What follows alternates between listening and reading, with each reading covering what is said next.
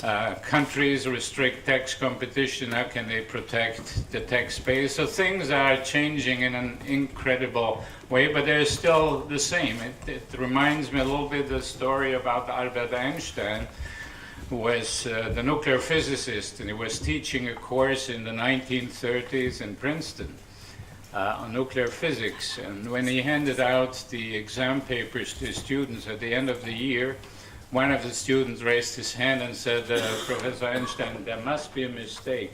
These are exactly the same questions that you asked at last year's final exam. And Albert Einstein said, no, that's correct. These are the same questions, but if you want to pass the exam this year, the correct answers are going to be different. So that was in the 1930s when, of course, there was the big advance in nuclear physics. And in the area of taxation, we are a little bit in the same situation. Things are moving at an incredible speed, and we are here in this dilemma between cooperation and competition, the member states, and we as advisors are in the midst of it. And that's a little bit the topic of this afternoon. The moderator of this session is Olivier Boutellis. Olivier is the CEO of FI, and as you know, FI is dealing, of course, with audit and accounting, but he has also a past in taxation, so he's really very best suited to chair this panel. Olivier, it's over to you. Thank you very much, Friedrich. Good afternoon, ladies and gentlemen. I think depending where you come from, you might be starting to think about having a nice espresso somewhere. Or maybe about an hour ago you have forgotten about the sandwich you are eating in front of your screen. Or if you're coming from Spain, well, maybe you start thinking about the lunch you will start in about an hour from now. And that, I think, is a good example of European diversity. Except that I believe that for all of us, this is usually a difficult time of the day. So there are instances where we have something like European harmonization. However, even if it's a difficult time of the day, we're going to try, and I think we have everything to keep you passionate about tax, because I think we've put together a wonderful, quite exceptional panel to discuss the issue that Friedrich just mentioned about this tension that we have between tax competition and tax cooperation. So we have all the great ingredients, I think, and first of all, we have a fascinating topic, we have a quite challenging task, and I must say we have outstanding speakers. Now, if you look at the topic itself, the tension between between cooperation and competition, well, let's not forget that in the world of business, actually, very often you see competitors cooperating. That's not that exceptional. And they are being watched by the people that we had this morning sitting here from DG Competition. So I think there's something here that maybe we should think about as well. When we speak about cooperation, well, I think many people worry that this may mean ever-increasing taxes or loss of sovereignty. We heard the issue discussed this morning as well in this respect.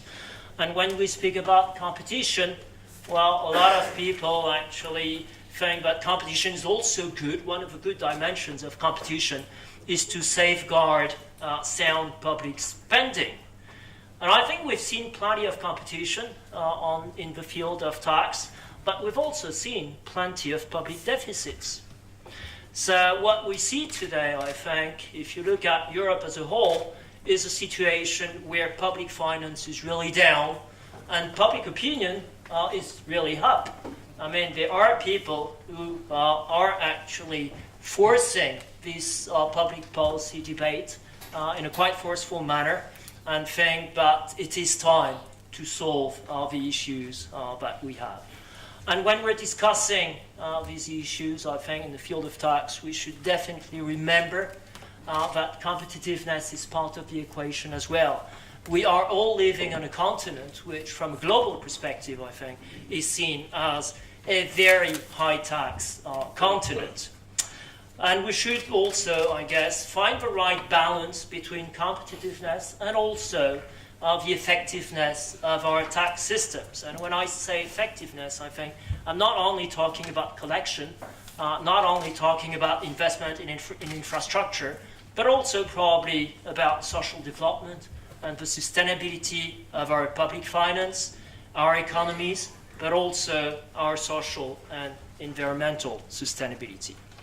So that's the task that we have asked our panelists to discuss here today. And when I was talking about an outstanding list of speakers, well, I think that's exactly what we have. First and foremost, we will have the Minister of Finance of the Grand Duchy of Luxembourg, Mr. Pierre Gramegna. We will have Ingrid Rensema, who is Vice President, Group Tax from ABN AMRO in the Netherlands. We will have our host today from the European Economic and Social Committee, Mr. Petru Sorin Dandea, who has been actually the rapporteur on the opinions of this committee on the issue of the fight against tax fraud. We will then have the voice of civil society represented by Joseph Stead. Joseph is Senior Economic Justice Advisor with Christian Aid. He's coming from the UK, but I think maybe you're global, Joseph, because I know you have a keen interest also in developing countries. And we will have, last but not least, Michael Izza. Michael is the CEO of the Institute of Chartered Accountants in England and Wales. I think you're coming from the UK as well, Michael, but I think you also qualify as global, I believe, as I think you've got offices in Europe, China, the Middle East, and Southeast Asia. We were supposed, I think, to have John Connors from Vodafone with us as well today, but he has sent his apologies for family reasons. If you want to have more details on our speakers, well, you will find their CVs and bios in your pack. In the interest of time, I think we should start our debate. And we just agreed while you were having lunch that the speakers would limit their remarks to 6 minutes, I think. And I have this little thing here that will start making very strange noises after 6 minutes, which is an indication that we will be very strict on timing. So that this will enable you, our audience, to come up with questions for our panel. So without further ado, and having set the scene, I would like to invite the Minister to start with his introductory remarks. Mr. Gramegna, the floor is yours. Thank you, Olivier, for the nice introduction. I'm pleased to be here with you. I have just found out that FEEF has 36 member countries. In terms of accounting, that doesn't really match the number of EU countries.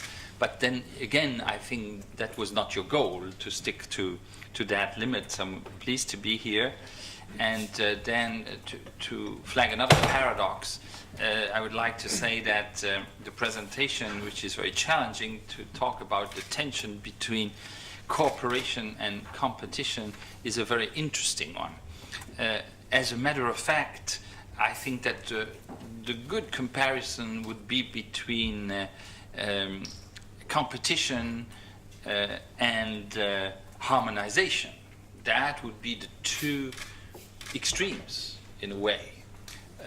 And the answer being, between competition and harmonization, the answer is cooperation. So that cooperation, in that sense, is the solution to the equation. And I'm going to explain a little bit what I mean by that. Things have changed quite a lot and quite quickly since the world economic and financial crisis. And things that appeared to us quite normal or quite acceptable prior to that crisis seem to be totally the opposite today. Now, you can put it in political terms, but you can even put it in moral or ethical terms. And as a result, I think there is a kind of consensus that has emerged both at the political level, but also in the society, that everybody should pay his fair share of taxes. Now, through the crisis, we've seen that the people individuals on one side and smaller companies are bound to pay more taxes because we have budget constraints and budget problems.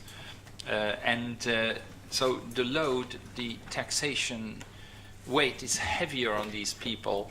And obviously, when it appears in the media that larger companies can build on the existing system totally in conformity with law and reduce their base for taxation in a spectacular way, it is not surprising that you have an uproar in lots of parts of the population. So we have to take that into consideration. It's a kind of acceleration like the one we've seen in Mr. Einstein's classes from one year to another.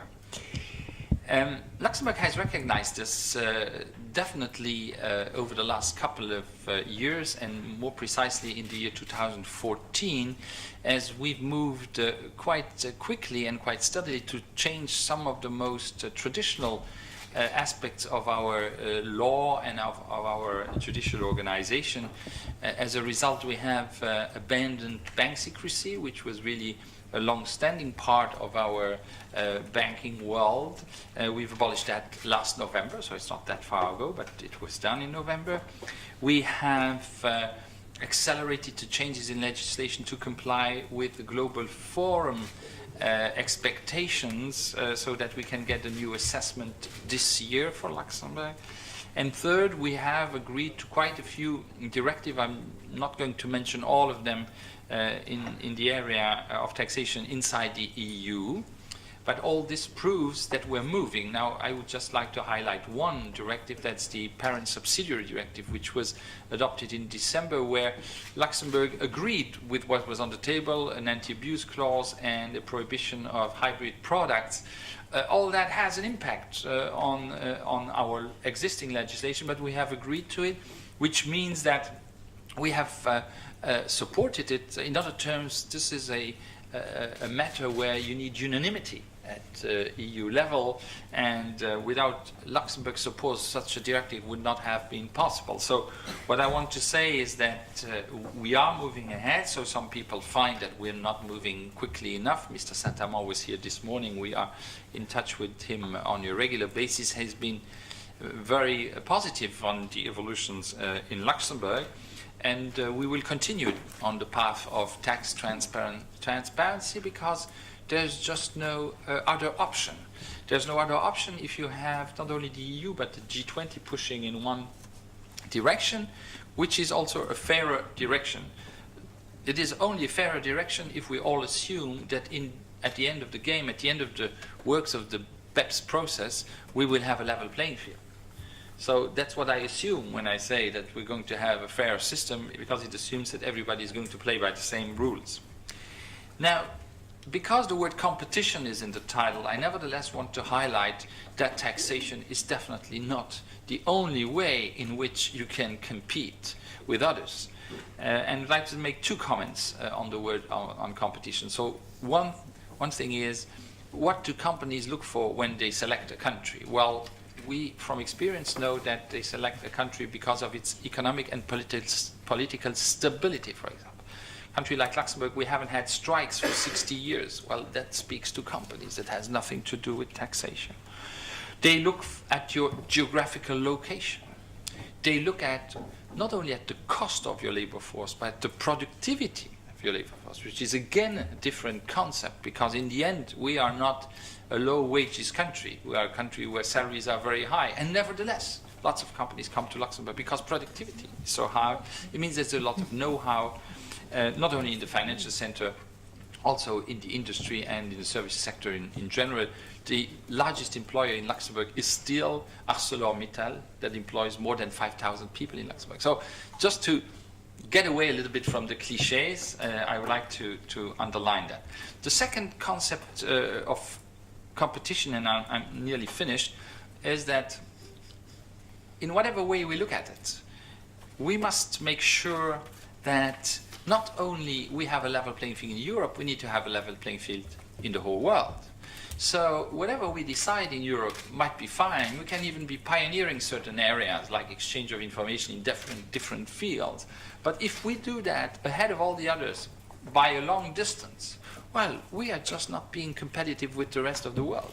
So there's two issues of competition, the competition amongst ourselves, where you could say we could have a kind of framework in that competition which goes toward a certain harmonization. And I insist, a certain harmonization means we can bring things closer together so that differences of floors and ceilings are not too big, as has been done in VAT.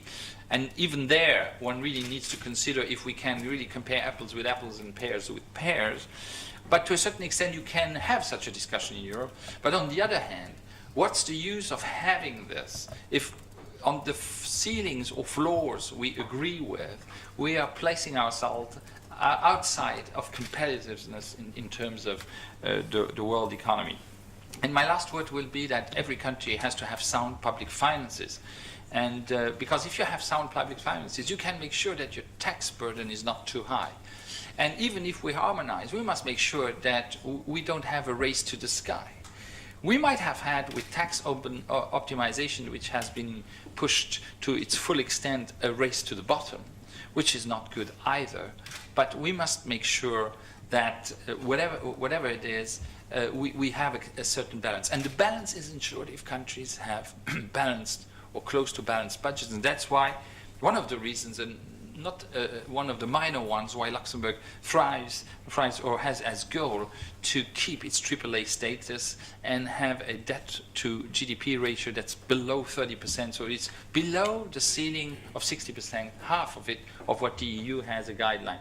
So as a matter of fact, I'm glad that you mentioned public finances, because if you don't have the pressure from the outside and from the inside to have balanced public finances, well, it would be such that taxes are going to race to the sky. Thank you very much, Minister. I think it was very helpful that you put the issue into a broader context and mentioned global competitiveness and public finance, as well as stability, something that in many countries we miss also on the front of tax. Now, I'd be very interested to hear the business viewpoint, and Ingrid, I'm delighted to give you the floor. Maybe you will reinvent the equation as well. Well, thank you, Oliver, for your introduction. I come from business, from a bank more specifically, and I'm going to talk about cooperation and competition, and then cooperation. Banks have been, and other financial institutions as well, have been asked in recent years to put a tremendous effort into reporting on their account holders, on their clients, to identify their clients and then report financial information on them. And what we see is that even though we're going through this tremendous effort, and I'm sure that you all have heard of the Directive on Administrative Cooperation, or FATCA, of the Common Reporting Standard, all those issues are now being put into place, and financial institutions are doing a lot of work to actually make sure that we cooperate with governments, that we provide the right information, and things like that. But what we now also see is that because we know so much about our clients and our account holders, we're also being drawn into the debate whether we should be involved in determining whether our clients actually pay their fair share of tax. And that's something we find very difficult, because reporting on financial information, those are hard facts. We can do that. It's a lot of work, it's difficult, it's a lot of effort, okay, but yes, it's possible. But being involved in the debate whether our clients actually pay a fair share of tax, and then do we need to select clients on whether or not they pay a fair share of tax? We already check whether our clients actually don't hide their money.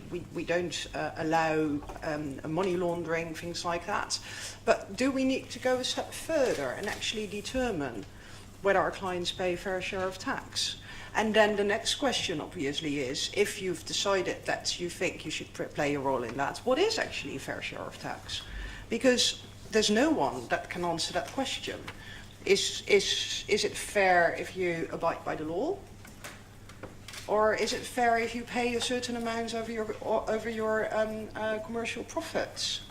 So those are questions that I'm not going to answer this afternoon. I'm actually going to look to you to provide me with your answers and your feelings on this subject.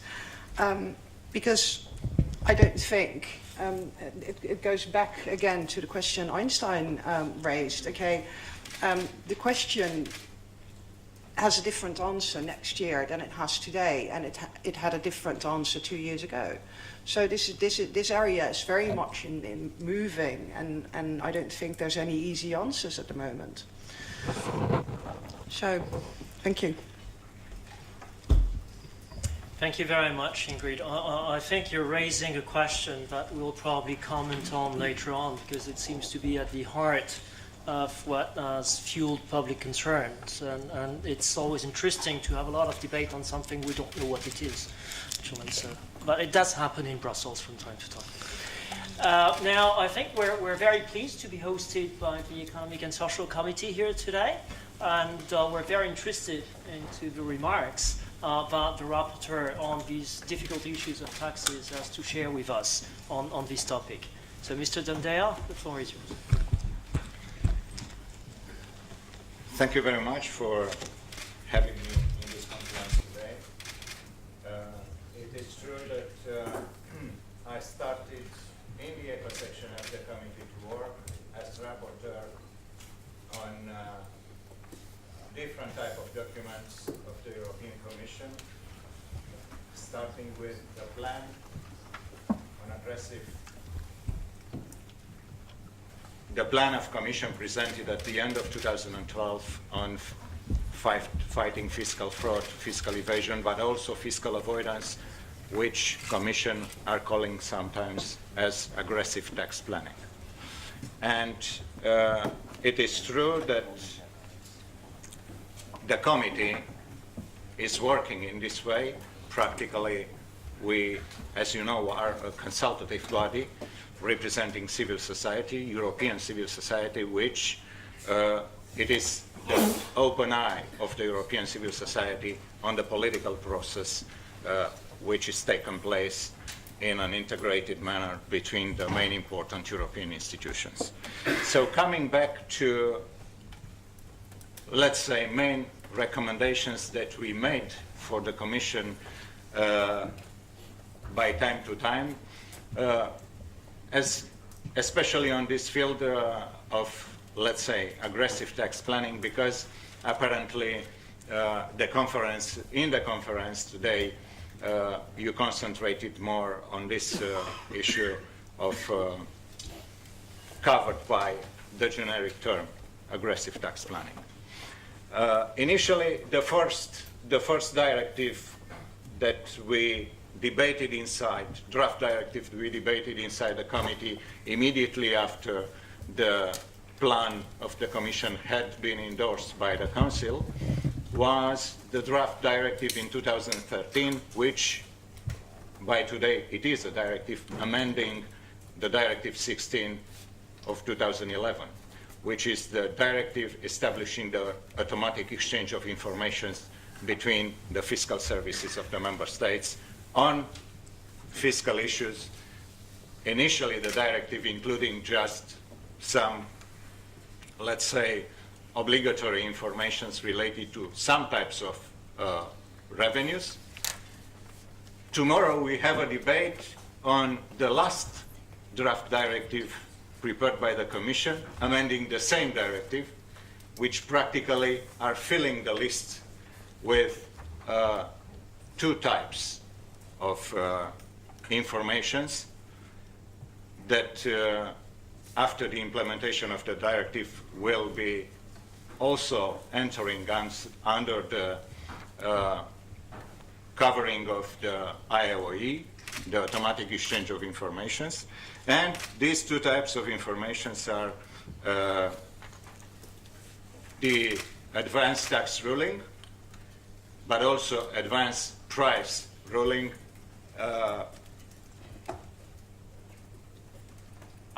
These type of informations are related especially to the way in which the multinational corporations are conducting their business when they have cross-border operations.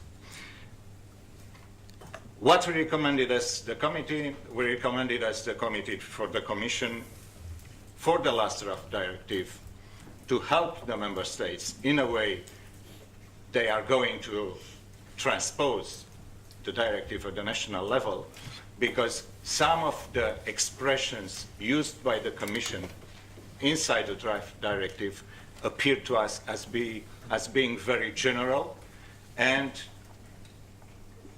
as such may create problems for the fiscal services, for companies, but also for justice when in some arbitration procedures there are conflicts between fiscal services and companies. And if I remember correctly, this kind of, let's say, generic expression used by the Commission was about circular operations, but we know that circular operations in nature, some of them may contain a real economic substance. That's why we asked the Commission to clarify this concept of circular operations. Another type of expression was a good business conduct, or a normal business conduct, which for sure for the member states rise a series of problems when they are trying to implement in a, let's say, national piece of legislation this type of regulation. The second important chapter of recommendations that we made for the Commission was to ensure that the exchange of information, it is done based on standard formats, and the Commission prepared some specific forms that the member states are going to use in this specific mechanism of exchanging informations, simplifying a little bit, let's say, the tremendous amount of information that member states are going to exchange each year based on this directive. It is also important, and we recommend it to the Commission, to ensure they will have the sufficient trained staff and sufficient IT capacity for managing this amount of information. But also this recommendation, we have made a recommendation in this way to the member states, because we know that in some member states during the crisis, even the staff of the fiscal services suffered because of the cuttings in budgetary revenues and the reduction in personnel. And that's why we believe that this new regulation at the European level that is going to be implemented at the level of the member states, in this procedure, the member states have to be sure they have sufficient trained personnel which understand exactly the new legislation, in which way the new legislation is working, but also sufficient technological capacity to deal with this amount of information they are going to exchange. I will stop saying that tomorrow inside the committee we have the first working group on the draft directive presented by the Commission at the middle of March. This draft directive, which are practically amending in the second row the Directive 16 from 2011. And I'm sure that even tomorrow in the group we are going to have a lively debate, because it's a very tough document. But I hope to give finally the Commission an opinion of the committee which can be useful for the discussion in the Council. Thank you. Thank you very much, Mr. Dandea. It's true that we always have quite lively discussions on tax, so I'm sure you will enjoy yourself tomorrow as well. It's important, I note in your remark, the point on the capacity of the administrations, and both human resources, skills, and IT, I think, is very important. Now, as much as we were keen to have this meeting here in the Economic and Social Committee, I think we were even more keen to have representatives of civil society to engage in this discussion with us today. So, Joseph, I'm very interested in what you have to share with us. Thank you very much, Olivier, and thank you very much Fee for inviting me to speak, and also to inviting me to write a chapter into your recent publication. This is essentially a précis of the chapter in that. So if you want the full version with extra references to plucking geese, then go and read that. Christian Aid is a international development organisation. We work in around 50 countries around the world, working with partners in all faiths and none, trying to ensure that developing countries are able to generate their own resources and to lift people out of poverty. So that's just the background as to what our focus is. And our interest on tax should become clear throughout what I'm going to say. The title of the session talks about attention, and I think that's exactly right. There is attention. That tension exists in many ways, in many of the big issues in tax, as we don't have clear and settled answers for questions such as how far should the tax system be used for redistribution? What is the best way to tax corporate activity? How should international rules be constructed, given that different countries have different tax systems? Should we expect developing countries to have the same tax systems as developed countries? What is the right balance of tax between labour, capital, wealth, consumption, land, etc.? And what does right mean? Do we mean raising the most revenue? Do we mean the fairest, whatever that means? Do we mean most ethical? Perhaps one of the biggest questions we're going to face this year with the COP coming up in Paris. How do we tax carbon? And how do we make sure that we have a tax system that helps us move to a low-carbon future that will enable the world to continue to exist? These are some of the big questions. And there are very clear, distinct tensions in those issues. But the tensions don't stop there. I think there's also a tension in terms of how we talk about tax.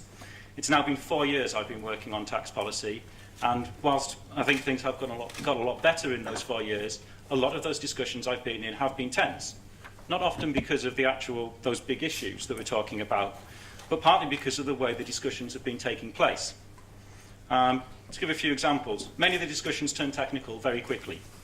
Full explanations on how ideas can be implemented are demanded almost immediately.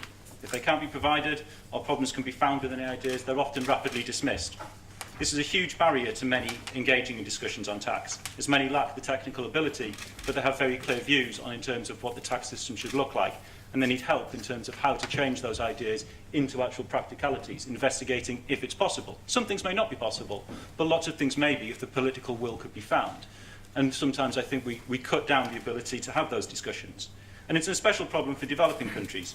In pure numbers, sub-Saharan Africa would need to find 650,000 more tax officials to meet the world average ratio of tax officials. That is a huge barrier. And while everyone agrees that support is needed for capacity building in developing countries, I think we do need to be very wary of seeing capacity building as the only action that's needed to help developing countries. Yes, having well-resourced and well-skilled revenue authorities in developing countries is vital. But those well-resourced and well-skilled revenue authorities are only likely to appear when developing countries are actually much more developed. The challenge is also what can be done now when developing countries in their current situation. Denying that problem and saying it can just be solved by ensuring developing countries essentially become more developed doesn't get us very far with dealing with the problem that exists now. It's understandable that it's easier to have discussions when everyone has the same technical abilities and all countries are able to implement the same things, but that's to deny the tension that exists between countries and indeed between different parts of society within countries, all of whom have valid views on tax systems, but may have very differing levels of technical ability. Discussions also turn legal very quickly. How can you legislate for this is a common question. There's also the argument that you can't expect anyone to do more than what the law requires. Again, this can leave developing countries with a problem for a number of reasons, including capacity and often challenging legislative processes. Developing countries have much less advanced tax laws than developing countries. This may leave loopholes in their tax regimes that have long since been closed elsewhere. Both capacity constraints and corruption can also mean that well-resourced companies and individuals are able to negotiate very favourable contracts, influence tax policy, or make investigations go away. While corruption, of course, is illegal, if the corruption is not known, then the final outcomes will be viewed as legal by many. Indeed, even when the outcomes are found to be the result of corruption, it may not always lead to the laws, contracts, or treaties being struck down or reviewed. However, all of these outcomes can also be the result of the gulf in resources between developing countries and multinational corporations in developed countries. The result is legal, but it also leads to a clearly disadvantageous situation for developing countries that many would regard as unfair. Now, while laws are vital, and getting them right and getting everyone to follow them is necessary, there are questions on how far, then, it is right and even possible to solve everything through legislation alone. In many areas of life, behaviour is bounded not entirely by laws, but also by a mixture of conventions, convictions, morals and other impetus. It appears unclear why these should not be a part of tax behaviour also. Again, trying to pretend that these issues don't exist seems to be denying a tension that there is between trying to legislate for everything and striking the right balance between legislation and voluntary compliance. So we have two ways in which tax is discussed where tensions appear to be denied, in place of the idea that we can get to what is legally and technically perfect. But we also have another way in tax is discussed where tensions appear very clear, and that's the fact that discussions about tax get very personal very quickly. The potential impact on whoever individuals are representing is predictably often at the top of the agenda for discussion. Yet while this tension is clearly apparent, there has, at least until very recently, been very little appetite to do much to address it, it seems. Developing countries have been excluded, and the major economies have little interest in opening discussions out to include developing countries. Hence we see the OECD remains in charge. We also see efforts to keep tax discussions between lawyers, accountants and developed country officials, rather than broadening the debate out to those with other views and perhaps less technical and legal skills. It's not to deny that we don't have to have solutions that technically work and are legally sound, but by starting in that framework, we already limit our options. It's not to say that how something impacts on an individual or a specific company or country is not something that needs to be considered, but we need to find a better way to discuss these tensions and resolve them. The current approach, which denies voice to many and creates opportunity for denies voice to many, and it also creates an opportunity for abuse of power to those with a voice. There are huge opportunities for companies, governments and individuals to abuse the power they possess, in tax as much as in any other area. I wonder how many of us regularly stop to consider whether we are at risk of abusing power, either on a personal or organisational basis. I hope that we all do. And I suspect none of you have gone to quite the same lengths that I did in terms with my wife when we had a long discussion about the state of patriarchy and the institution of marriage and whether it was actually a worthwhile thing to do because it might put us in a disadvantageous power relationship. That might be going too far for many, but I think there are lots of things we can do in terms of how do we actually look at the power we have and the dynamics that are created there. So, Christian Aid produced a publication last year called Tax for the Common Good, which I would recommend all of you of faith or no faith to read. For whilst we work with theologians to look at tax systems, we think that a lot of the conclusions that came out of there and ideas that came out of there would be very interesting for people of all faith and none. One of the things that did come out through that was this issue about the potential for abuse of power. Those at the top have the opportunity, be it through the ability to lobby, to bribe, to threaten, to bully, to offer jobs to those investigating them, etc. There's all kinds of potentials there where governments and companies can easily overstep the line from communicating their position fairly and communicating their opinions to using their power to force others to act against their wishes. Essentially, there is a tension within ourselves, and as with the other tensions, not enough is necessarily done to address it. So how can we address these tensions in how we talk about tax? Well, I think the first thing to do is to admit them and be clear that they exist. The second thing is something else that came out from our Tax for the Common Good publication. And it's how we see tax. See it not just as a cost or a zero-sum game, but as part of how we make our societies, as a tool for empowering citizens and communities, a tool to realise rights. We do not live isolated from societies, we're part of them. And that comes with obligations, part of which is to maintain a social structure that allows all to live in civility, dignity and mutual respect. Taxes are a necessary part of that, and are about more than just cost-benefit analyses. Societies are necessarily cooperative. While we may have competitive aspects in our societies, ultimately it makes no sense to see the whole picture as competitive, as we can't imagine a situation where one individual, country or company ultimately wins in this game. One can only be said to have won when we actually have universal success and all people are able to live dignified lives and not in poverty. So I'm not sure how much the tension really is one between competition and cooperation. I think the tension is different. It's how we talk about tax. It's about who we let talk about tax. Currently we're excluding developing countries, as well as many other legitimate voices and actors in our societies. And if we don't cooperate them, the result isn't going to be a more competitive tax system. It's going to be any one of continued poverty in developing countries, growing inequality, growing distrust and protest against big businesses and international institutions, unilateral measures in various countries creating increased risks of double taxation. I could go on and on and on. I don't think anyone wants that, so let's be honest about the tensions. And by doing so, while we may not always agree, we can at least have a better standard of debate, and the outcomes are more likely to be accepted as legitimate by all. Thank you. Thank you, Joseph. I think we keep on enlarging the context of this discussion. I'm not sure where we're going to end up, but I would be very interested to ask you, Michael, to maybe take a slightly narrower approach and talk about how you see the role of the profession in this equation. Well, I don't think that's particularly fair, actually, Olivier, because everybody else has been able to talk about whatever they want to do, and you immediately compartmentalise me. But anyway, I will do what my chair tells me to do. So, ladies and gentlemen, you're probably wondering what on earth can there be left to say at the end of what has been several good sessions and the end of 5 speakers on this panel. Well, what I'd like to talk about in my allotted 5 minutes is actually the role of the accountancy profession in being part of the solution, because I firmly believe that we have a very important role to play. And I'd like to confine my remarks around 3 particular topics. The first is ethics, the second is reform, and the third is capacity. So dealing first of all with ethics, and here I'm confining my remarks to those tax advisors who are actually who are members of accountancy-based professional bodies, because those people who are members of accountancy-based bodies all impose on their members an ethical obligation. The ethical obligation comes from the International Ethics Standards Board of Accountants. It requires those members to behave in a certain way. Joseph mentioned that sometimes the discussion is only about what is legal and what is not legal.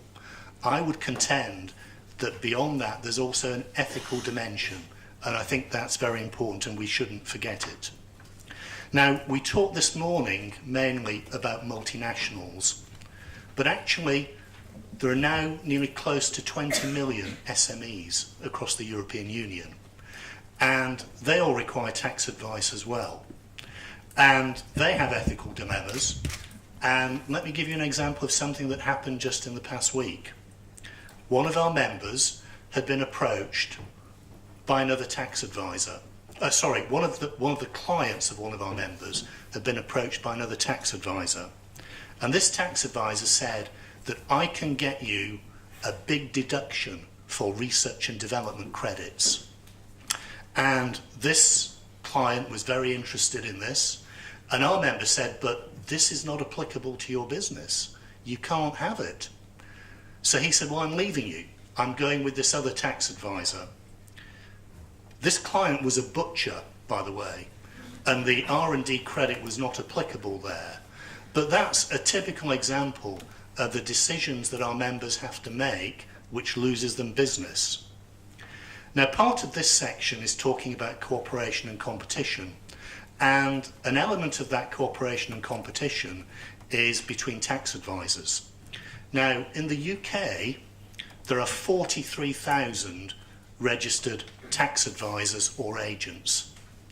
30% of those are not members of a professional body, and so they're not subject to either a disciplinary code or an ethical framework.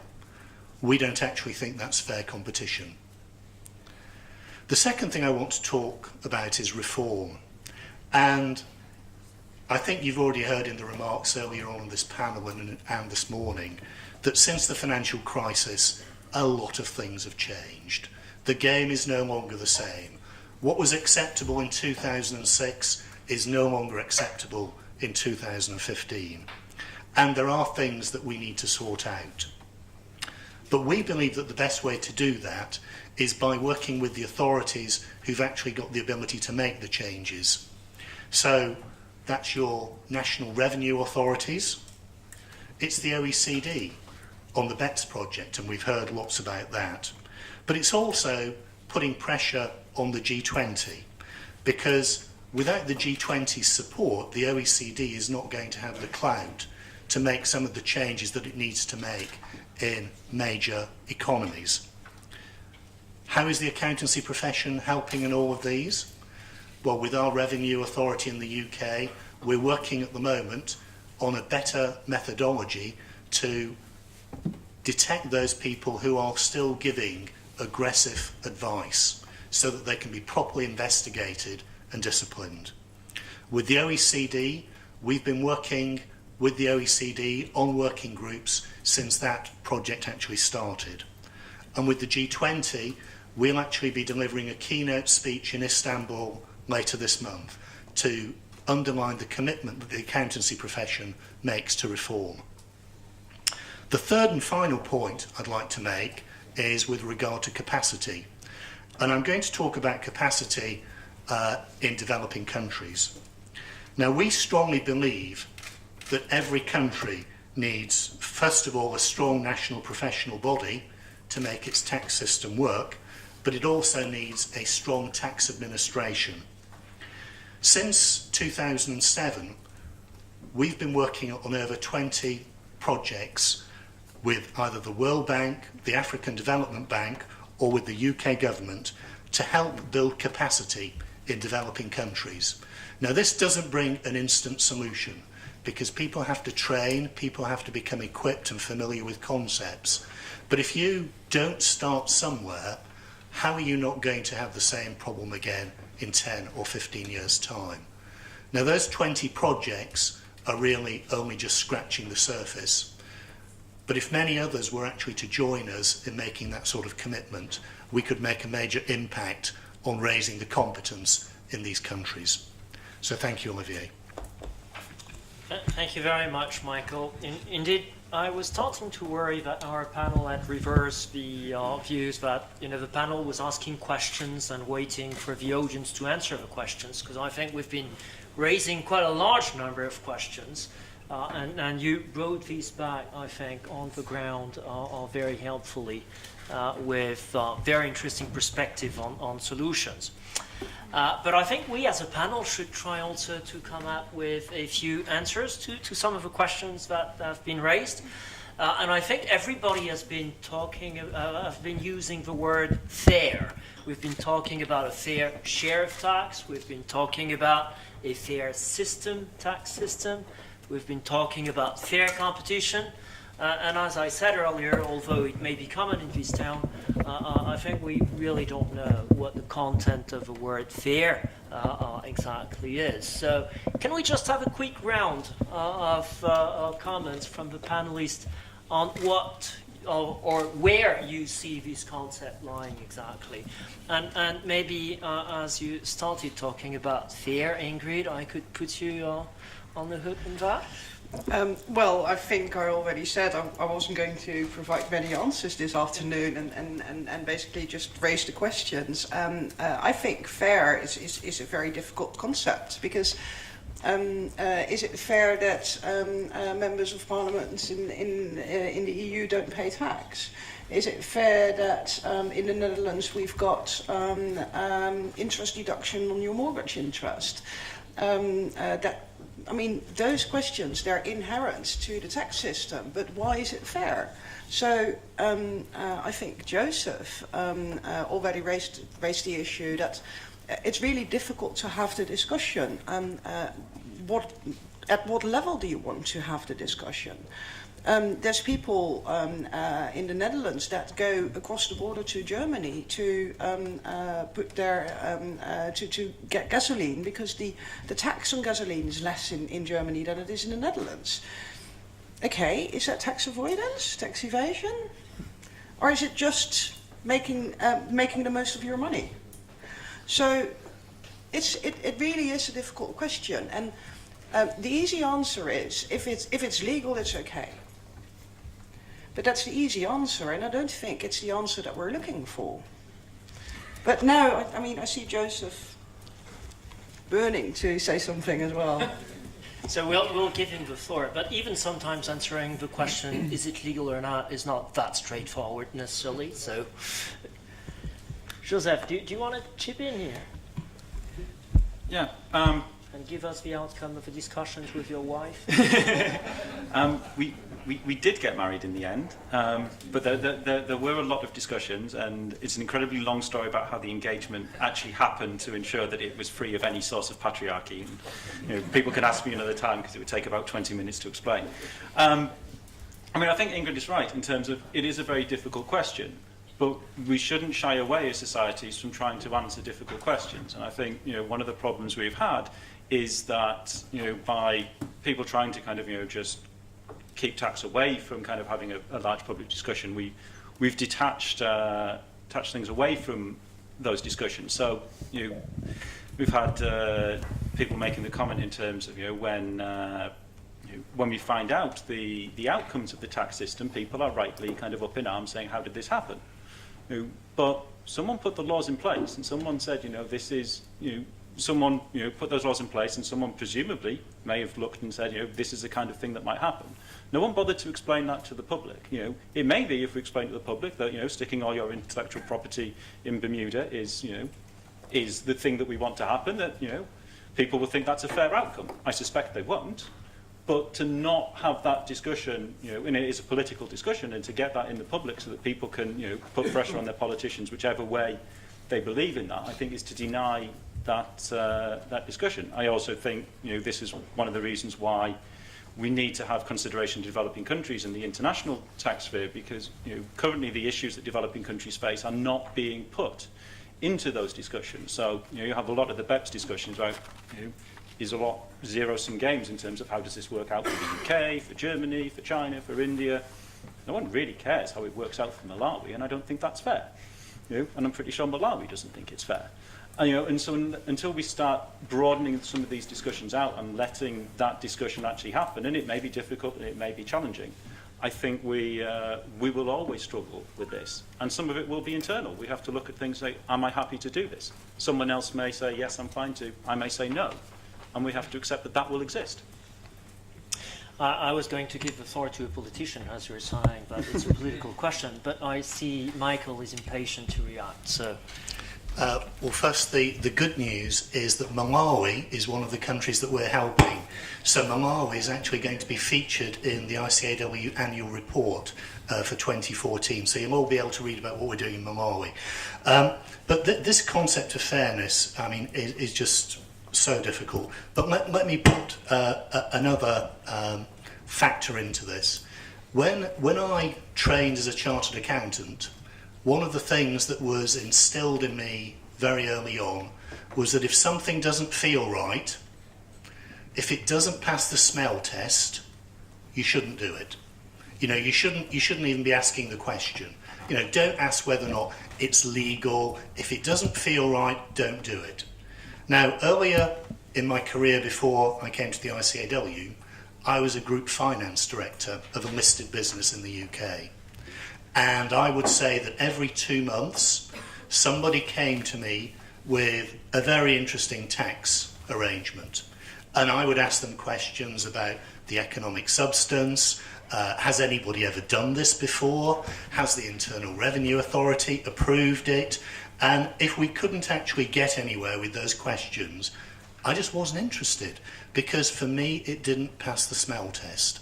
And it may be a very small contribution, Olivier, to this discussion, but I do think that professionals develop a sense of what's right and what's wrong. And I think we have to be brave enough to actually say when something doesn't feel right. thank you very much. That's very interesting, Michael. Maybe we could ask to someone who has been elected, someone who's in charge of a Ministry of Finance, and someone who is in a member state, to tell us how it feels, this concept of fairness from this viewpoint, from a member state viewpoint as well. I'm interested. First of all, I think it is obvious that it is a difficult question. I've said over the last couple of weeks and months that there is a moral and ethical dimension connected to this, and that doesn't make it easier, but you cannot make as if that wouldn't exist. That's point number one. Point number two, as governments, we have to aim at practical solutions. So what we can look at is not the amount of taxes people pay or the circumstances. I think there's a simple thing that we can try to achieve as a goal, is to have fair rates or reasonable rates. So it's two different things. When I say reasonable rates, what you want to achieve is that people are in the end going to pay their taxes because they think that the tax is not too high. When I say fair, there must be a kind of minimum. And that's what the EU is thinking about. We have introduced in Luxembourg 3 or 4 years ago a kind of minimum tax for companies, not for people, by the way, where I think it would be very interesting to look into that. If you shouldn't also look at a minimum tax for people. Now, some people find that totally unsocial. If someone has a minimum wage, should he pay taxes? Or if he has even less than a minimum wage, should he pay taxes? Well, I think that everybody who lives in a country, in a society, benefits from the infrastructure, from the education, from all what the state is putting there for you. So a minimum, a symbolic contribution, even of people, I think is a concept that we should think of. It's not very popular, but it would have the advantage that we ask the question to ourselves, that everybody asks questions to themselves, where does the public money come from? If you have, like it is, I will take a country that's not represented on the panel here, but 50% of people in France do not pay tax. Private people, not talking about companies. That's half the country. Half the country doesn't contribute to the infrastructure. So they take it for granted. That's a huge problem. Well, I close the parentheses because we're maybe concentrating more on companies here today, but still. I want to add another thing. That is, when you talk about fairness, let's look at the payment attitude or the absence of fraud or corruption inside a country. You have, it's well known, there's very little corruption in Northern Europe, for example, and people pay their taxes. They're very high, by the way, but they pay their taxes. Well, you can have an attitude to say that I need to have a reasonable taxation that people pay. But then that level is different from one country to another. I mean, in Sweden, they're ready to pay 40-50% of taxes. In other parts of the world, take, for example, the United States, they're not ready to do that. But still, I think these are ideas. A minimum tax, a kind of fair tax, and make sure that, as the French say, l'impôt ne tue pas l'impôt, make sure that the high rate of taxation doesn't kill taxation. That means encourage people to avoid it. And last but not least, because we should not forget this, as we are part of the European Union, we have an internal market, a European single market, which tries to encourage, and normally does so, cross-border selling of goods and services, people traveling, having job opportunities cross-border. And that's why we've done the internal market. And for some time, for 20, 30 years, until 5 to 10 years ago, the move was towards an internal market that was really favoring all of this. Since then, slowly but surely, we are recutting into pieces the internal market. And the whole issue of taxation is a key element of this, because if you look at quite a few decisions that are being taken, they are making cross-border taxation more difficult, more controlled than national taxation. So we're discouraging people and companies to work cross-border. And I think that issue has really not been explored enough, and Luxembourg being a small country, we are dealing with it much more than any other countries, but I think for Belgium or Benelux countries it's a key issue. You were mentioning it for VAT, which takes us even farther to indirect taxation. But I really think that inside the EU we have that opportunity of the EU single market, which we have patiently built, which we must not sacrifice in the whole discussion of taxation, because just every state wants to get his fair share of taxes back. Thank you very much. It's interesting, the country you mentioned also has a significant deficit, by the way. but I'm not making any link here. Just to make sure I understand, actually, do you also think about a European minimum tax, or is that something that you see within the country? Well, there's certainly many ways to deal with that. I've mentioned that in my own country we have established a minimum tax, which is practical for Luxembourg, but probably would not be a solution European-wide. There are some ideas inside the EU Commission to look for a solution about fairness by having a minimum taxation. I think this discussion is going to come up. I'm not sure that we're going to have consensus on this at our EU level. Nevertheless, the reflection is worthwhile and coincides with the BEPS discussion.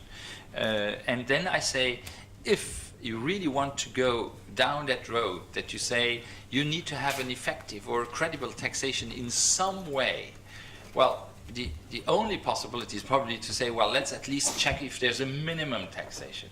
Now, the discussion will be, what is a minimum taxation? It would depend on the sector, depending on the type of company and so on.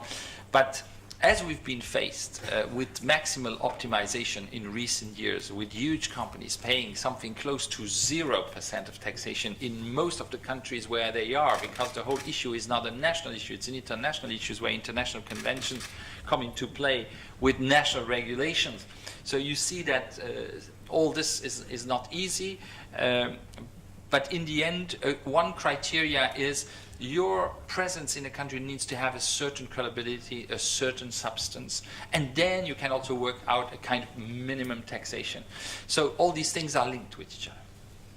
Thank you very much. That's most interesting, I think. Now, when we talk about this difficult subject, I think the issue of tax evasion is very often at the center of the discussion, even if we don't directly address it. So maybe, Mr. Dandea, as you've been the rapporteur on the action plan of the Commission, can I ask you which, in the different measures that the Commission is considering, which one do you think would be the most important in your view? The one that would contribute most to having this fairness that we're all looking for without knowing what it is? I think that one of the most important measures already implemented, or the member states are transposing the directive, it is the General Anti-Abuse Regulation introduced in the Parent Subsidiary Directive.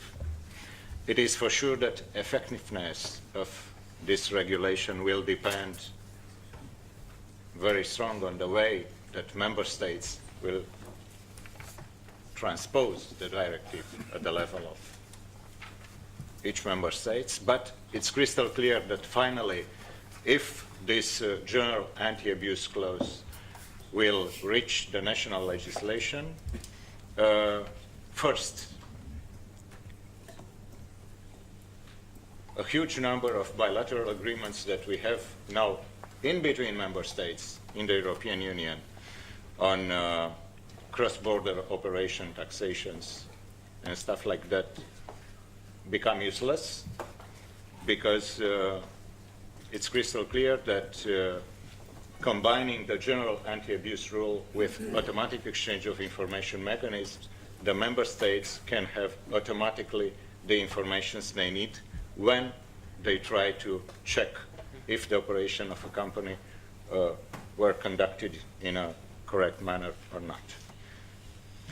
Thank you. So that is as far as legislation is concerned, but I would like to come back also on the smell of things, and I would like to ask to Michael, actually, what the contribution of codes of conduct, codes of professional practice would be to actually contribute to this. I know that in the UK, you and the other accountancy bodies have come together and produced a code of conduct. So could you tell us what contribution you see for that? Yes, certainly, Olivier. But before I do that, can I just add a couple of points on the evasion line, because I think that something is happening at the moment which is happening relatively slowly, but it's the use of big data and analytics and technology by domestic revenue authorities. They are starting to get incredibly sophisticated, and if you are seeking to avoid your obligations, they're getting increasingly good at tracking you down. Now, in many of the European countries represented here today, the tax gap is relatively small because we are very efficient at actually collecting the proper amount of tax. But in other countries, it's very, very bad. And what's actually going to signal the end for practices in those countries is the use of technology. It's moving at a phenomenal rate, and I don't think we should underestimate that. Coming back to codes of conduct, I've already mentioned the fact that all of the accountants are effectively covered by that international ethical code. But in the UK, we also have a professional code of conduct in relation to tax. Now that covers not only the accountancy bodies, but also two other taxation bodies, CIOT and ATT as well. And that covers everyone who is giving tax advice. So not just advisors, but also people in businesses who are the internal tax department of, for example, a multinational. And this is quite prescriptive in how you should and shouldn't be behaving. But I think the big challenge, and it would be the challenge that I would expect from any of you, is you'd say, okay, so you've got a code of conduct, but where's the teeth? Who's policing it? Who's actually doing anything about it? And that's something that we're increasingly trying to do more of. Now, we're having dialogue with HMRC to try and get them to share more of their information with us, because all too often they refuse to on the basis of client confidentiality or confidentiality of taxpayers' affairs. But without that, we actually find it very difficult to make that, if you like, disciplinary case. It isn't because we don't have the appetite, because we have referred to us every year in the UK about 2,000 disciplinary cases. So it isn't as if we don't have the appetite and the track record in dealing with this. A third of those are not for us, so they're not actually for the ICAEW, they're for another professional body, and we're happy to pass those over.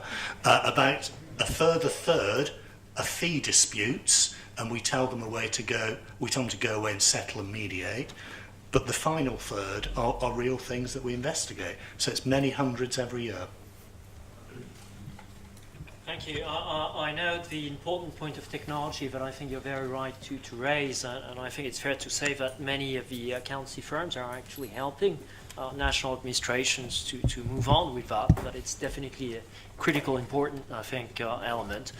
And I'm also interested in the kind of reverse cooperation that you're talking about. And I think very often when we talk about cooperation, we look at, in a very one-way kind of one-way street. I think it's very important that tax administration do cooperate as well with taxpayers, but also with the profession. I think it's now time to open the floor for questions. So as usual, I would like to ask you to identify yourself, but I would also like to take questions by batches of 2 or 3 questions. So we'll try to collect questions on the same, more or less the same issue. So who wants to go first with a question, and you will be a trendsetter? Where is my first question?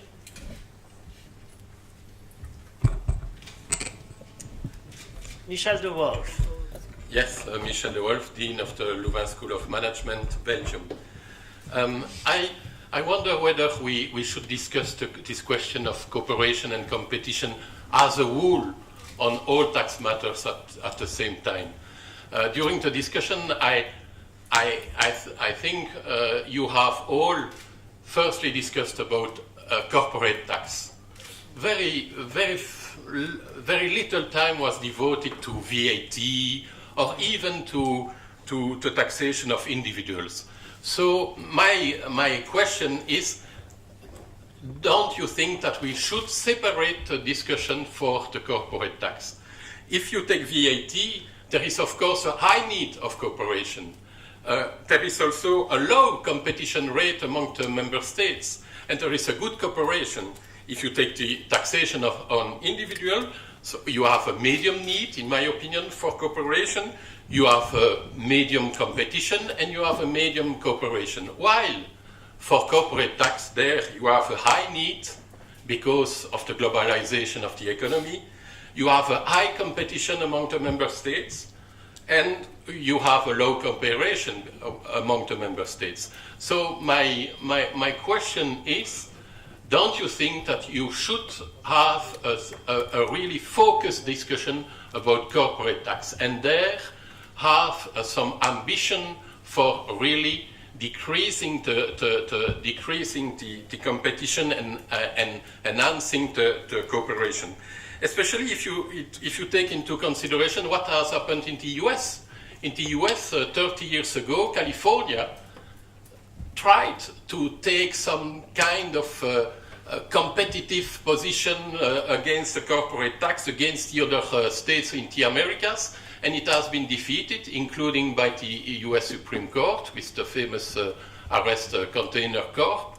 And now everybody in the US recognize that there is no other choice than to give the lead to the federal government in corporate tax. So don't you think that we should first separate the question of the corporate tax for competition and cooperation and give the lead to the European Commission in that field?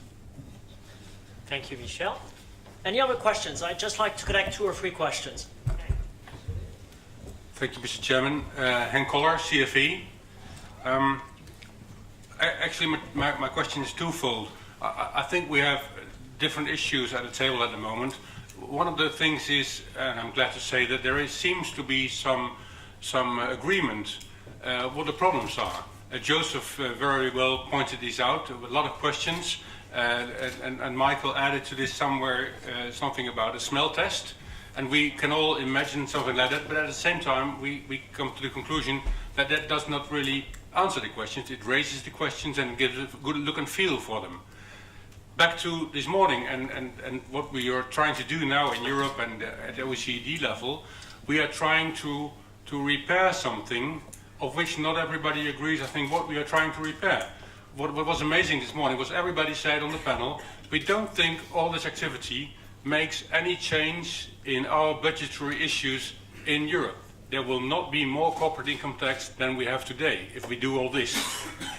So for whom are we doing this then, is my question. And there's one country which has not been mentioned, which I'm really missing, which is the USA in this respect. Are we doing all this so that all the income that is not taxed should be taxed in the USA? That is a question that I don't know who wants to answer it. But that is something that is missing in the discussion, I believe. And the final question really is then, is all what we're doing now by having more modernized transfer pricing rules, isn't it still trying to repair an old system which has had it longest time, and that we should look for radical solutions rather than repairing a system that has outlived itself? And what I'm missing is a clear point on the horizon. Where are we going to? Thank you. Other questions in the room? Or I think we have enough food for thought with these 2. There is one here. Peter. Peter Chris, FE. We have more or less clear tax laws at the sovereign level of countries. I was mentioning about the ethics.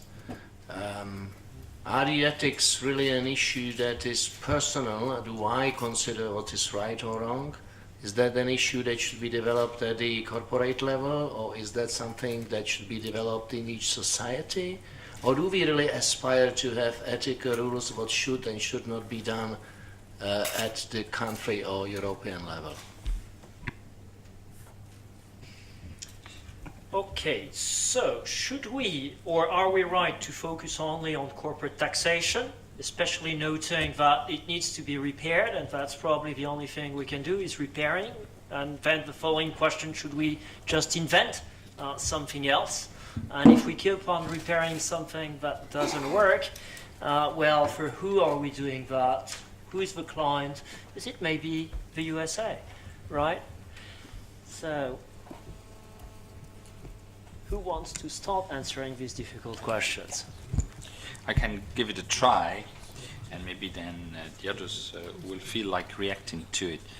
Yes, it is correct, Professor, that it is a good idea, and we must separate the issue of individuals from companies. In fact, in discussion today, I've mentioned it a couple of times. It's a different cup of tea. Where there is the highest need of cooperation is for corporations. And why is that? Well, obviously, because corporations are cross-border today in the globalized world. You've mentioned it yourself. And the setup that we have, which is the OECD rules, non-double taxation agreements, the laws in every country, the combination of all this can lead to a result that's not satisfactory in very low taxation. That's the legal situation we have today. It's just a legal situation we have today. Now, we can complain about that. And in fact, many are now complaining about it. And all the finance ministers of the EU, maybe all around the world, are complaining about it. That's why BEPS is happening, and that's why BEPS is happening sooner rather than later. So I think there is a distinction being made at the international level that this is the main issue to focus on. I just want to say, as a finance minister of a country, that as a politician, you must also see the connection between individual taxation and corporate taxation. If you do a tax reform, as we are planning to do in Luxembourg for the year 2017, as soon as you do something to increase or lower taxation, let's say for corporations, you will get the other pressure group saying, if you reduce taxation for corporations, then you should do the same for people. Now, in all liberal democracies, that's what you're going to have. So the subjects are connected, but the issues are not the same. I completely agree, with the exceptions of the high net worth individuals who can pick and choose their jurisdiction, and where we all know that there are a couple around the world that are extremely interesting. And the discussion, by the way, is also starting there in the British elections, for example. But this is really a handful of people, lucky people who are extremely wealthy, but the issue is not as pressing. And for whom are we doing that? Well, I think that is probably the most difficult question, but the finance minister's answer is very easy. We're doing it because we are all expecting that we're going to have more money in our treasury, that we're going to have more money to balance our budgets or to distribute to our people. And that also shows the limit of the whole exercise, because in the outset, everybody thinks that he is going to get more.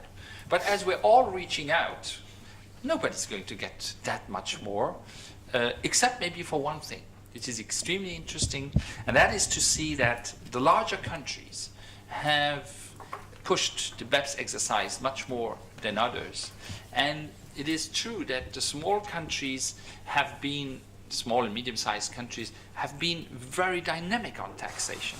The larger countries being more inert, slower to move, and the United States being then a case in itself, because obviously most of multinationals are American. So they win on both sides. If they get more taxes in, they get more taxes into America. If there's more gentle taxation on multinationals, it's good for American corporations. So that's the benefit of being the largest economic power in the world. So America is a case of its own, and we must never forget that. We must make sure, and that's why I mentioned the European single market before, that the European single market has given us this fantastic market of 500 million people, where companies can thrive, where also SMEs or people can invest, can decide to use that market. And we must never undermine that dynamic and go back to national markets. And there is a real risk in this whole discussion that we go back in terms of taxation, that everybody has his own framework, his own frontiers where he can be safe to tax. and then the end result will be much higher taxes for companies. And if we do that solely or mainly in Europe, we're going to tax Europe out of competition. So that's a little bit the dangers that I see. And just one word on ethics. Ethics is going to help us find something reasonable, but if we push too much on ethics, we're not going to get anywhere, because traditions are different from one country to another. Let's take Islamic countries where you cannot charge interest rates, which is a very interesting concept. And if you put all these things one next to each other, you will probably get nowhere. But common sense, the smell test, a minimum taxation, simple ideas that people can understand in a nutshell, and where there's a feeling, yes, everybody should pay a minimum, I think there you can find agreement. Thank you very much. Michael, I think you want to contribute. Of course, I agree with everything the Minister's just said, but could I just perhaps approach the question as to what are we doing this for, and why are we putting all this effort in if we're not going to actually generate significantly more revenue? I think it's the case in the UK, and may I say Western Europe, that trust in business and multinationals has never been lower. I mean, I don't think there's any doubt that multinationals have got a bit of a crisis going on in terms of how they're seen by many parts of society. I think one part of the solution to that is those companies being able to demonstrate that they're actually good citizens and that they actually make a contribution to the countries in which they're based and which they operate, and that they're actually an important part, they may not be the major part, but they're an important part of the revenue that that country raises to deliver public services. So I mean, I think that's a very important component of what this exercise is all about. Now, I think there's a lot of misunderstanding among the general population as to what companies actually do, and there is a useful exercise that PwC have been running for a number of years in the UK, which is all to do with the total tax take, and it shows over a period of time that the tax paid by companies has been going down, certainly in the corporation tax area, but in other areas it's actually been going up. So both in tax paid and tax collected, they're actually much more significant contributors than they used to be. And it's about getting that message across, because business, I don't believe, can afford to be a villain in the piece. So I just add that. Thank you. That's very interesting, actually. It also makes me think that very often, and I'm surprised we haven't come up with these comments yet today, I mean, it's very often said that corporate tax is extremely expensive to administer for governments and has a fairly very small return. So I'm surprised that nobody yet today has come up with the idea of simply abolishing corporate tax. And this is an idea that I think, is circulating very often. And that VAT is actually a lot more productive and easier to administer. Of course, it's business who's collecting VAT. So are there any further contribution from the panel on that? Ingrid.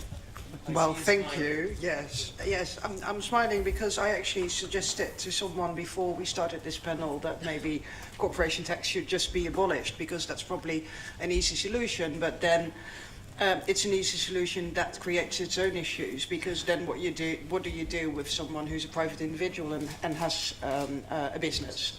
So I think then you get into the issue that Joseph mentioned earlier.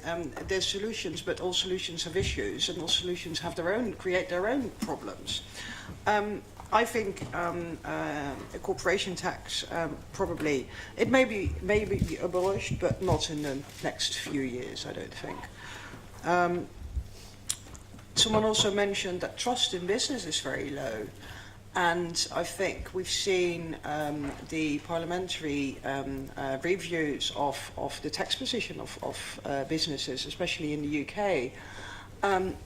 But what you don't see is that the public then actually votes with their feet. So Apple still has published a record profit earlier this week.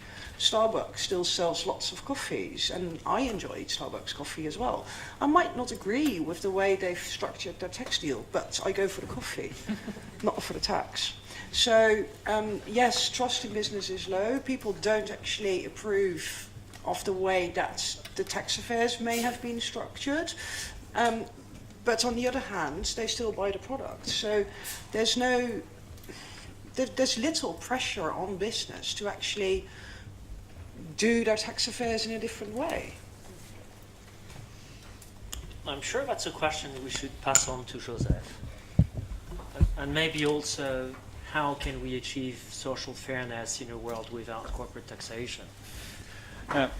Just quickly on the whether people are voting with their feet, Christian Aid has done a series of polls in the UK over the last year and a half, and consistently we found that something in the region of about 25% of the population are currently boycotting one or more products because of a company's tax affairs, with around about a third of people and more considering boycotting a company because of their tax affairs. So that does show that there is a large number of people who are willing to vote with their feet. Whether it's on Apple or Starbucks, we don't know, but there are people who are willing to kind of take action on this.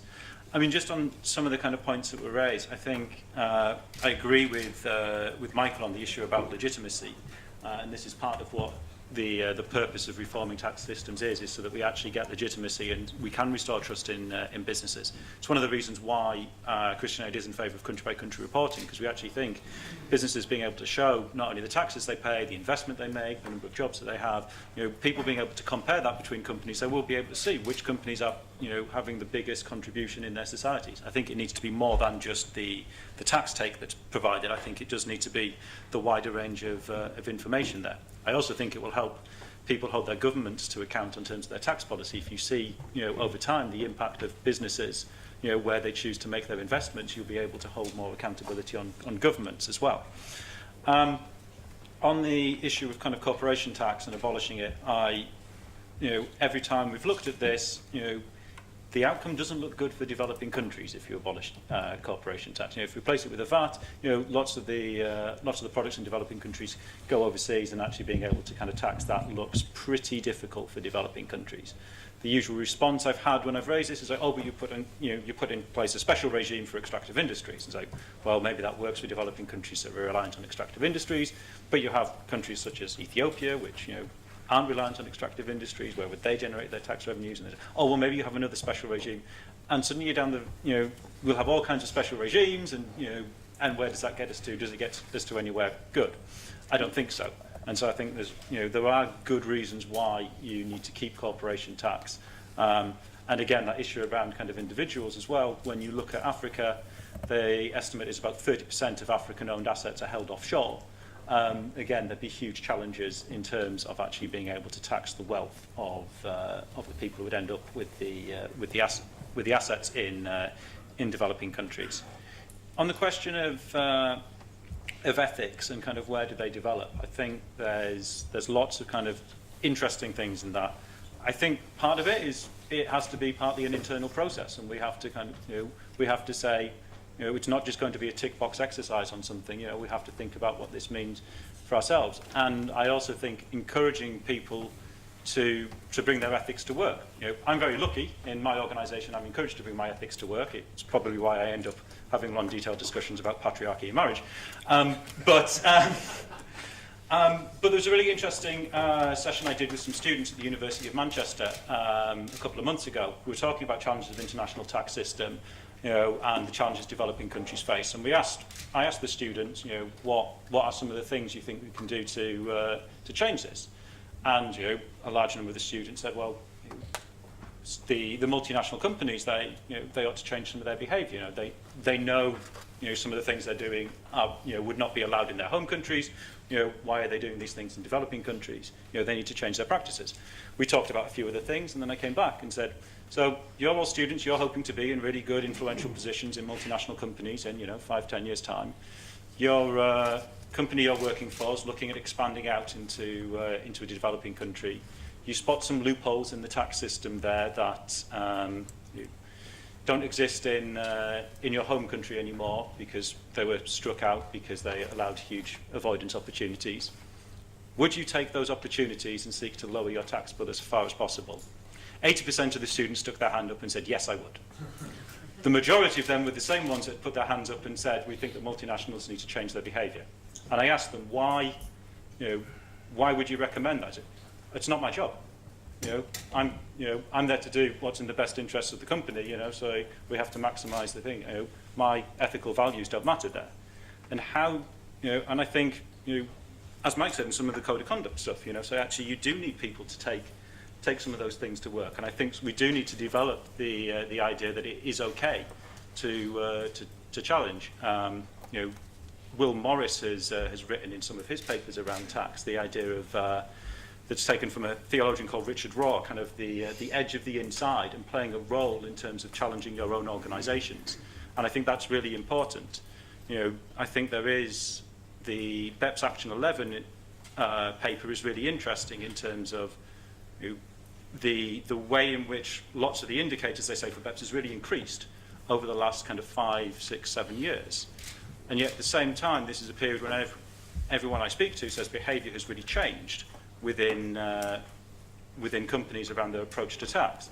Now that seems to suggest that, yes, the very aggressive stuff may have changed, but what is deemed to be legitimate may also have changed. And so I think we do have a role in terms of as we develop these codes of conduct and get, which I think are really important, and get the professions to take a role in this. We do check that there is external pressure in terms of people placing an external validation on that, because otherwise you can kind of salami slice legitimate things within a profession that are actually illegitimate to society at large. Thank you. I hope we're not all schizophrenic, actually, however. But from the perspective of the European Social Committee, how do you see this? First, we are believing that fiscal systems in themselves are, let's say, the most important political tool in ensuring a fair distribution of wealth at the level of society. So, in this way, asking about a corporate zero tax, even that one of the group inside of this committee, it is the business group, the committee will never vote in favor of such an idea. That's for sure. But I think it is important. We are discussing about fairness and ethic. But going back to the economic perspective, we have to think about the systemic risk. Why we have to think about the systemic risk? Why? Okay, the low level of public trust in the multinationals is coming from the fact that people are seeing that the tax they are paying daily are higher and higher because the governments are pushed to increase taxes, because usually the multinational corporations are eroding the tax base in the way in which they are conducting their operations. And we know all, and the people knows this, that's why they don't have trust in the companies. But the problem is, if finally we do not put in place solutions to redress the functions of the fiscal system and to allow the fiscal system to function in a way that the redistribution of wealth will be realized in a more equitable manner, we risk to pile mountains of money in one part of the economic system, and finally the economic system is blocking. This is the problem, because we know that the crisis of 2007-2008 was practically generated by the speculative part of the financial system, which accumulated in 2 decades a huge amount of money, which later on have been invested even in stupid things or useless things, as we have seen. So that's why I think is not only about the ethic or fairness of the fiscal system, but it is also about its fundamental political, let's say, function that have to be ensured. Thank you. I think it's important that you remind us also of the broader picture. Maybe before we continue commenting, I'd like to go back to the room and see if we have another batch of questions. What are your following questions? Yes, Chaz. Olivier, thank you. Chaz Richard, EESC. I was trying to hold back because I've asked a couple of questions this morning. It's very interesting what Joe said about dumbing down the tax debate so that everyone can participate. And I kind of think we already have that in the UK with the Public Accounts Committee, and we've seen what happens there. So while I think the problem is we are where we are, and so we need to have some rational debate around it. But I very much agree that there shouldn't be walls around the debate. Everyone ought to be able to participate and make sensible interjections into where the tax regime ought to be. So around that, how do you see, given where we are, without tearing everything up, how do we actually take it forward with everybody having their 2 pence worth? Thank you. I think we have time for one additional question. Or answer, as we have been raising questions ourselves. So. Astrid, thank you. Yeah, I have 2 questions, but I will be quick with them. Well, I find it very interesting to listen to the fairness debate, but what I personally thought was we didn't reach any conclusion. I didn't expect one actually, but I wonder.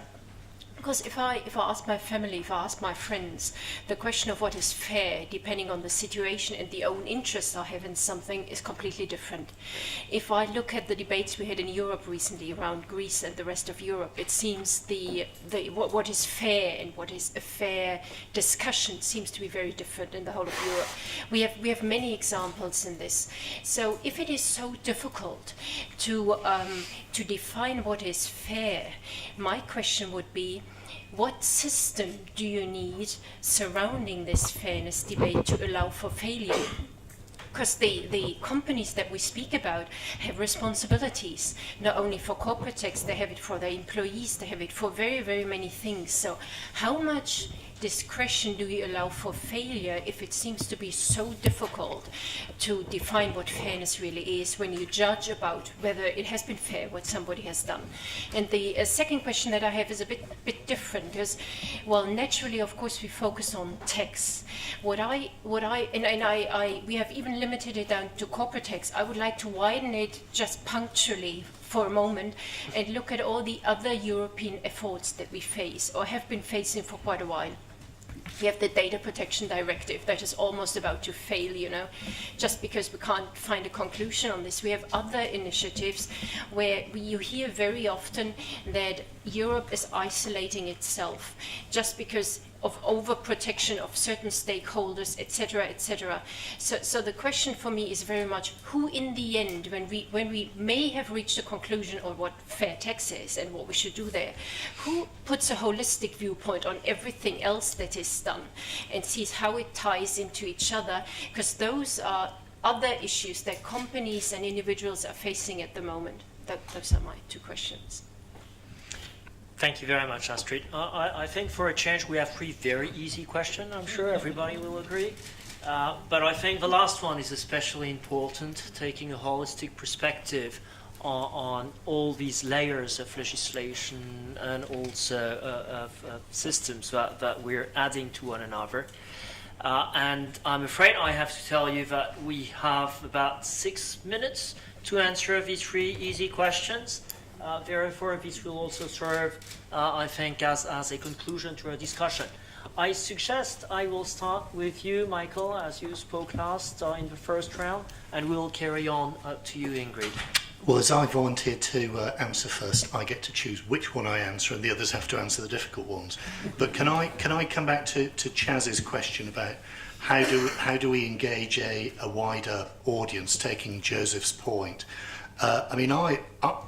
I actually think we were all very respectful of the points he was making, because I think we probably all understand them. And while we may have a certain level of tax knowledge in this room, we understand that there are people out there who don't, but are keenly interested in the subject. One of the mechanisms that we used in 2010, when the audit debate started, was that we started to bring in people who were interested in audit and the fact that companies may or may not have had a clean audit opinion and then failed. And that included all walks of society, including, if you remember, the Occupy movement. So they were the people who were occupying St. Paul's Square in London, and we invited them to Chartered Accountants Hall to talk about what their problems were with audit and how they'd like to have it fixed. Well, I can tell you it blew their minds, because they just never expected to be invited in and to be taken seriously. Now, we've been trying to do the same with tax, because we think that even if people can't articulate in technical terms what they feel, we should hear what their particular views and sentiments are. So we're actually keen to do that, and I think if you haven't done that in your country and are interested in doing it, I would commend it to you, because it's a worthwhile exercise. Thank you very much for that point, Michael. And I think FE is trying to contribute to that, and that's why we have Joseph with us today, amongst many other people. So, Joseph. Yeah, and I went to ICAEW's event with Finance Lab, and I thought it was a good way to try and do that. So I don't think it's dumbing down the tax debate, Chaz. I think it's kind of shifting what we're talking about. So I think there's kind of the principles around the tax system, which I think everyone does have a view, and it's moving from the principles to then how you put them into kind of the technical and the legal side of things. I think we've got a bit kind of back to front in terms of we spend too much time looking at the technicalities and not enough time actually thinking about what the principles are. That's partly kind of your question, I think, Hank, in terms of, are we spending all our time thinking about how do we, make the arm's length principle work, when is maybe the question we should have asked, actually, does this fit the reality that we want it to do? Is there something else we can do? I think that's the debate we should have had first before we had the BEPS side of things. So I think that's it. And I think some of that actually, once you start having more of the discussion around some of the principles, and you get around, that will help you build back the trust in business. And I think actually there's a relationship aspect between the amount of regulation you have and the trust that you have in businesses. And there's a degree to which the response of many, if they feel that they're not being listened to by those who set the rules, that the push comes from more and more legislation. The more you have a responsive dialogue and people can see the changes that people are making voluntarily, the demands for legislation will begin to decrease. So I think there's a tension there that actually we can really get to explore. And just one last thing, the point that was made by the Minister in terms of lots of people don't pay tax. Of course, all countries that have VAT, you do find a lot of people do pay tax, they're just not necessarily aware of it. And it's only one of the things you find in developing countries is that the very poorest people are often the highest taxpayers in terms of percentage of their income, because they are paying VAT. My understanding was that the Minister was actually referring to a particular European country where legally 50% of the population doesn't reach the threshold to pay income tax, if I remember the comment. I think we should not forget the last question that was asked as well on the cumulative impact and the need for a more holistic approach. So as we go on, I think the difficult questions lies for the other speakers. You go first, Mr. Dunn. It is crystal clear that what the people are looking, we all of us can see in the newspaper or on TV channels every day. And the story that we have on the table each day, it is you, John, or you, Margaret, you are paying 40% or 45% taxes to your government on your revenues. And look to this multinational corporation which last year didn't pay any euro tax on profit. And for sure, this kind of image is creating inside the public opinion a very specific feeling. First, the people no longer accept any type of taxation policy government try to introduce. Secondly, they no longer have trust in companies.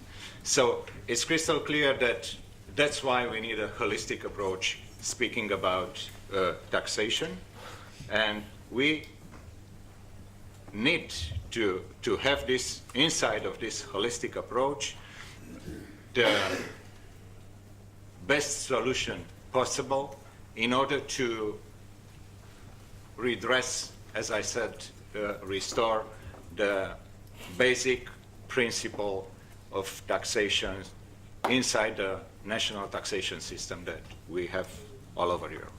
Thank you. Thank you. Mr. Minister, I'm sure you have contributions on the three difficult questions, right? Oh, I will limit myself on the holistic approach. That was a very challenging one. I think the key difference from today is, apart from what Mr. Dandea has rightly pointed out about equal treatment of companies and individuals, which is a very important one. The second one, holistically speaking, is information technology. Information technology is changing our everyday life and is also changing the possibilities of it changing information. And so when we say it's all about tax transparency, I tell you it's about people's transparency, it's about companies' transparency. Do we want a society where everything is totally transparent? I think most people for the time being answer yes, until they will realize that it's probably going too far. But so be it. It's a matter of pendulum. In Scandinavian countries, your bill to the tax administration will be on the internet of the tax administration, and that's considered normal. In other countries, that's not considered normal at all. I don't know where the reasonable balance is. I don't think it's a good practice to really create jealousy and envy amongst people. So we have to look into all these matters. These questions were not even asked in the past because there was no possibility to find that out. I remember when I started as a young attaché in the Ministry of Foreign Affairs 30 years ago, that my then minister said to me, we had to give someone a piece of information. It was a big file. And I said, okay, I'm going to send them a summary of 2 pages. She said, don't do that. Send them the whole file. It's 5,000 pages. I said, yes. She said, I know. Send them the whole file. They're not going to read it. Today, it's the other way around. You can send 50,000 pages. And it's all electronic. You're looking for Ingrid Rensema. You push Ingrid Rensema. Where is she in the 50,000 pages? In 1 minute, you have the result. So the quantitative approach, the amount of data is not a hurdle anymore. We should think about that. Thank you. I think that's a very important point, as well as the use of big data, as Michael was reminding us. Ingrid, I think you have the privilege of opening. You're going to have the privilege of closing as well. Well, thank you. I wanted to say something about the holistic approach as well, because it's the most difficult question, but it's also the most pressing point, because what you actually see is that banks, for instance, either get too big to fail or too small to comply. Because there's so much regulations that and new legislation and new rules that we need to comply with, that if you're a large bank, you can actually hire people and make sure that you comply with all of them. But if you're smaller, then how on earth are you going to keep up to date with what is happening? So. I think that's a very important closing point. It's not only how we're going to keep up with people and with information, but also with the required investment in technology, I think. Indeed, you're making very good points. I think we, thanks to Friedrich chairing the whole meeting, are very, very much on time. Perfect timing, perfect synchronization. So I would like to thank all the speakers for this panel. I think they do deserve a big round of applause.